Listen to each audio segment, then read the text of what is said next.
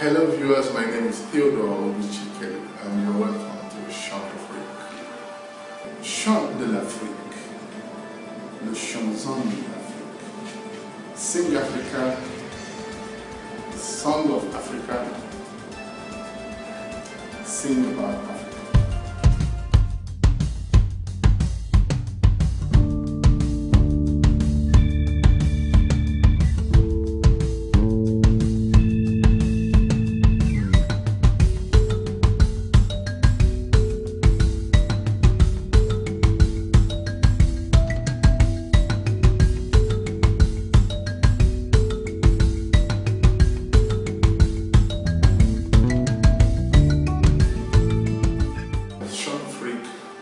Is an ecotourism and aviation development program, essentially showcasing and highlighting all the aspects of our touristic delight all over the coastline of Africa, all over the hinterland of Africa, all over the mountainous and desert regions of Africa. There is absolute need for us to begin to look inwards in terms of our own processes of development, in terms of our own orientation as to who we are, in terms of a reawakening of our culture and traditions and way of life. We are increasingly becoming unduly westernized to the extent that our very personality as a people is severely threatened. As a part of the motivation for Chant d'Afrique.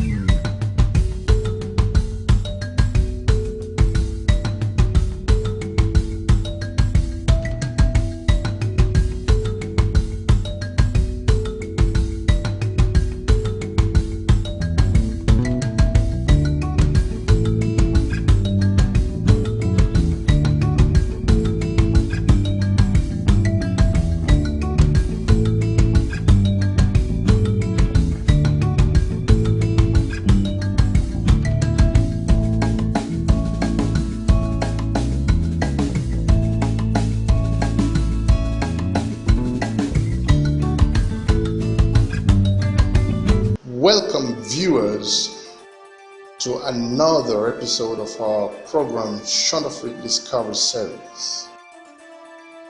Last week was an overview on the magnificent Lekki Conservation Center, a masterpiece of the Nigerian Conservation Foundation. In this follow-up episode, we will take a spot look at the main highlights of the Lekki Conservation Center, starting with a recapitulation of our experiences as featured last week, then a step-by-step appreciation of the activities available for participation at the Conservation Center, and more. Then moving forward, we will be introducing the flora and fauna aspect of the Chant d'Afrique presentation portfolio, and look also at the exciting emergence of the green tourism philosophy rapidly gaining ground as shown by ecotouristic cities that are springing up worldwide.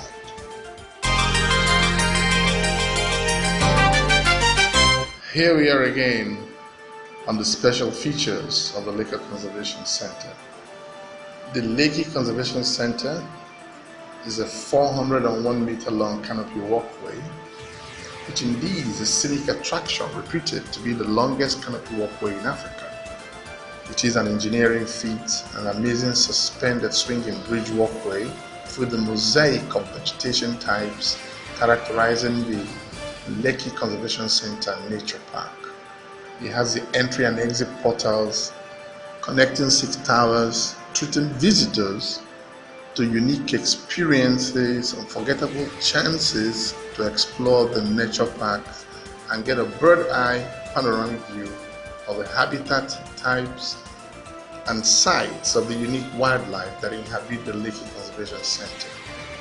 Secondly, is the 2-kilometer board walkway offering excellent nature walks and bird watching opportunities. It is important to point out that bird watching or birding is a form of wildlife. Observation of birds is a recreational activity.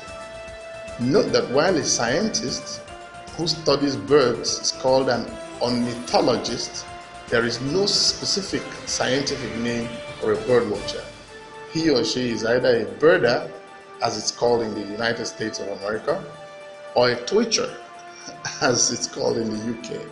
The third special feature is a family park in a world-class picnic haven and offers nature walks, picnic and sporting facilities.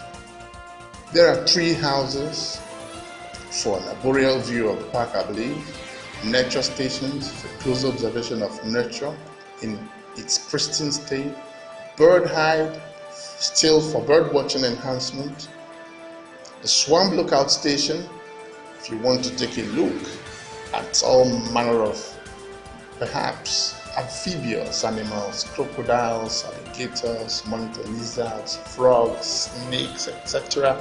that inhabit swamps all over the world. There is the rotunda, and the rotunda word comes from the Latin word rotundus, which is any building with a circular ground plan and sometimes covered by a dome. It can also refer to a round room within a building. The Pantheon in Rome is a famous rotunda, an example, and a band rotunda is a circular bandstand, usually with a dome. It always has a dome.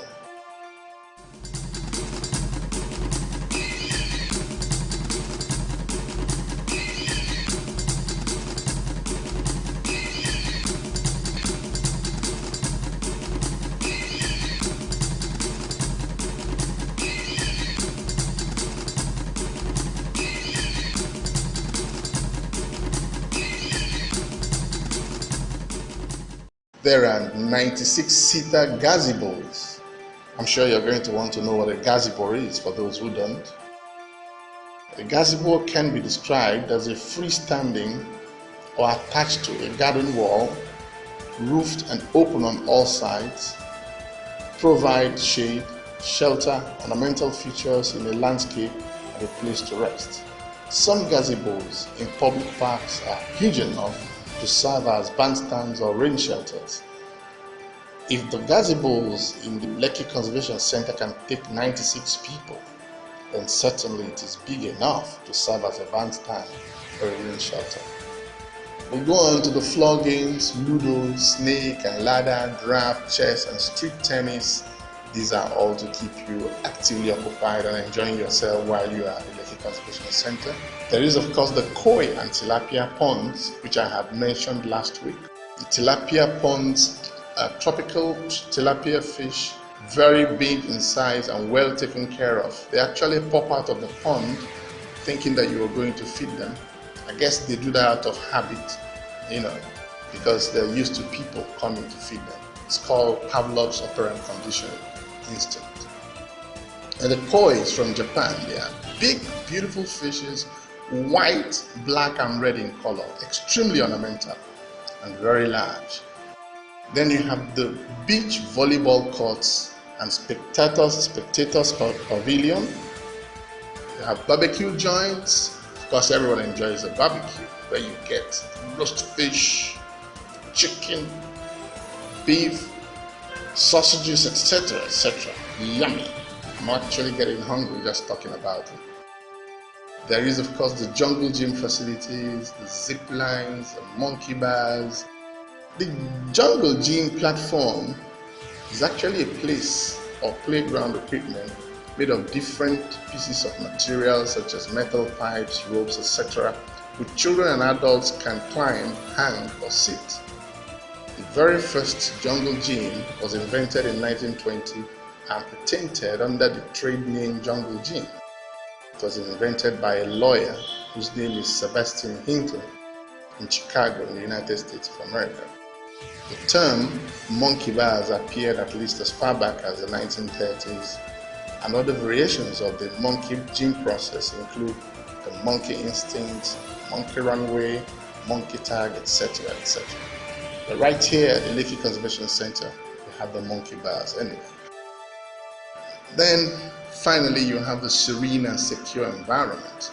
It is certainly serene and secure as long as you don't get frightened by a crocodile or a giant snake or something of that sort, which I don't think happens. If it does, not very often. This is where we conclude the chat and discussion on the special features of the Lekki Conservation Center as a place of interest and a source of ecotourism in Nigeria. Thank you for your attention.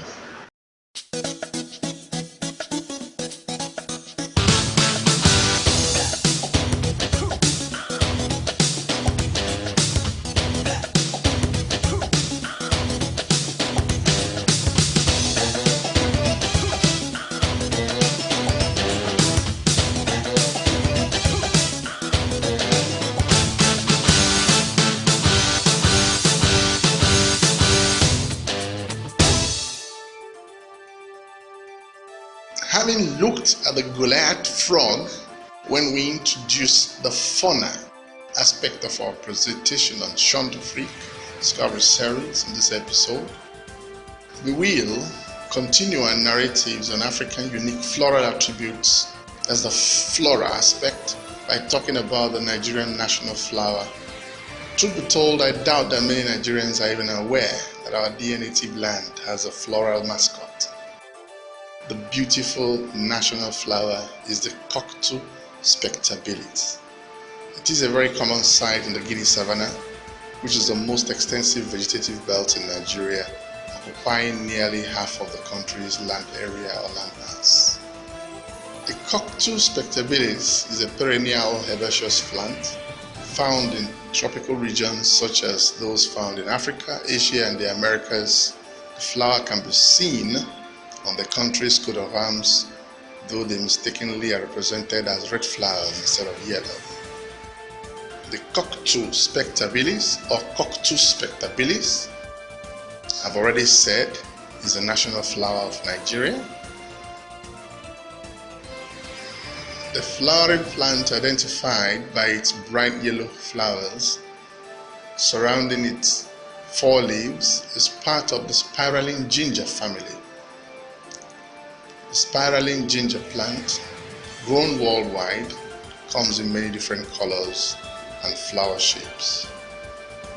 The Coctus spectabilis has a height of around 5 inches with a spread of the same length. Although the plant flourishes in the warm Nigerian climate, is susceptible to a variety of pest diseases and environmental issues. I hope you are as excited as I am to talk about our national flower, the Coctus spectabilis. Stay tuned on Chantefrique, Tourism Without Boundaries.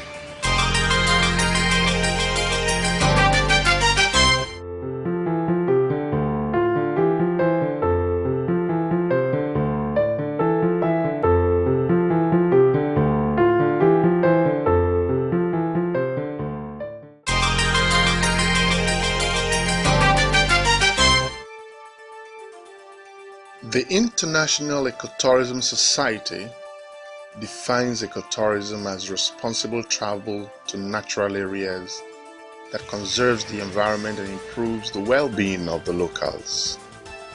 This definition identifies the three primary differences between nature tourism and ecotourism. Ecotourism requires the participation of local people, which enables them to benefit from the proceeds. Additionally, and further expanding on the idea set forth by the Quebec Declaration, the International Ecotourism Society considers ecotourism to be any activity that minimizes the impact of the tourism, provides a positive experience for both visitor and host, provides financial benefits for conservation and empowerment for local people, and raises awareness about the host country's political, environmental, and social climate. Keep watching. Ecotourism is very important in Africa as a whole. It is a durable shame indeed that decades after colonization, more than half the population in sub-Saharan Africa live dismally, so disconsolately below the internationally established poverty line, which is under $1 a day. Ecotourism is the idea of bringing tourism activity into a country without affecting the nation's natural economy by promoting and supporting its biodiversity. Why is ecotourism important? The first reason is that it creates effective economic incentives for the conservation of both biological and cultural diversity and heritage, while at the same time empowering communities to fight poverty with economic development and to work towards sustainable development locally, regionally, and nationally. Indeed, the United Nations recognizes that ecotourism is both a market segment and a set of principles. We'll dwell on this shortly.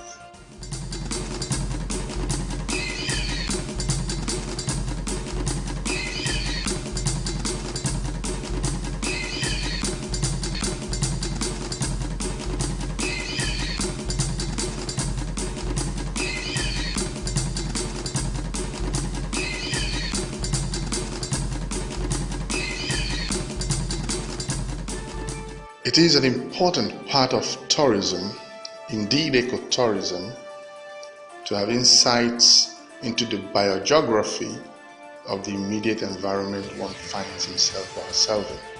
As I said earlier in our introduction, we will initiate our signature delimitation of our peculiar flora and fauna in the African continent in this episode.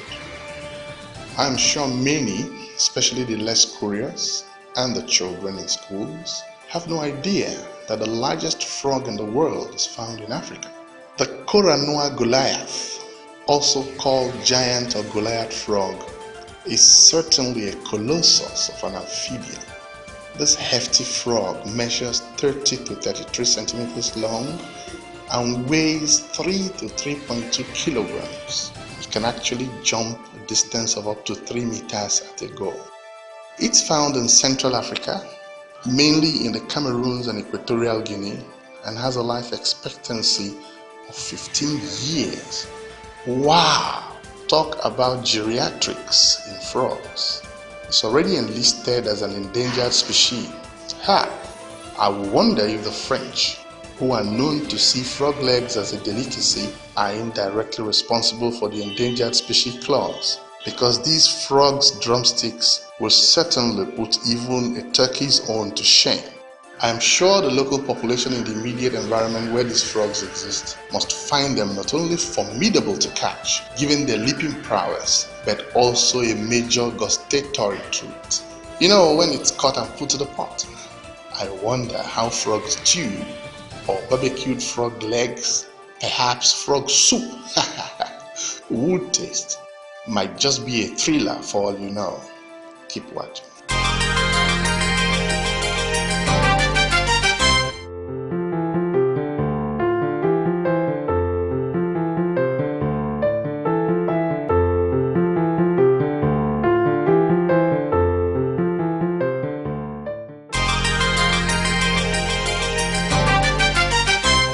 Many innocently confuse ecotourism with nature tourism, with the eco root word coming from the words or principles like ecosystem or ecology.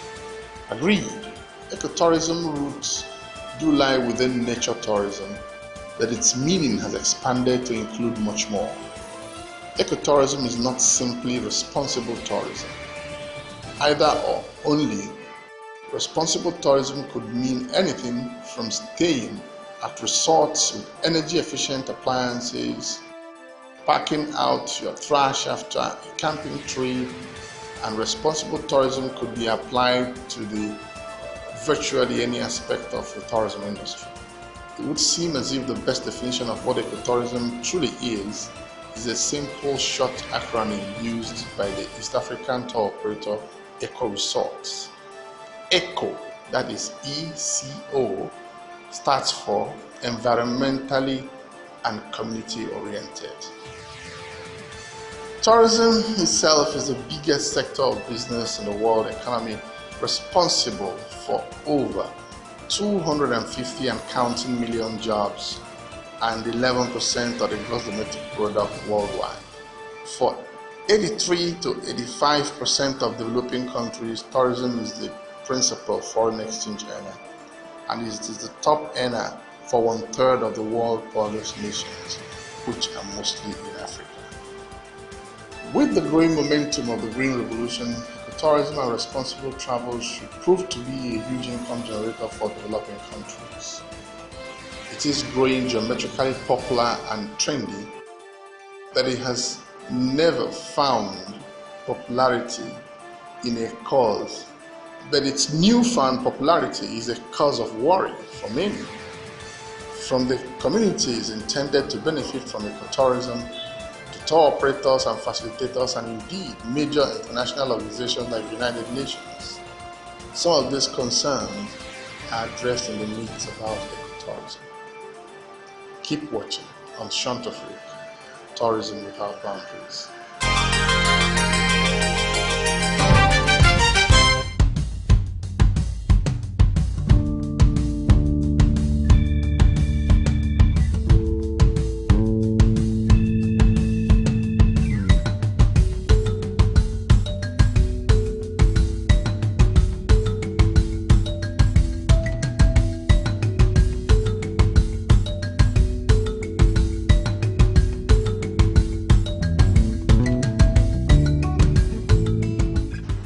Dear viewers, we have come to the end of the presentation on the well-appointed, beautifully established, and efficiently managed Lekki Conservation Center.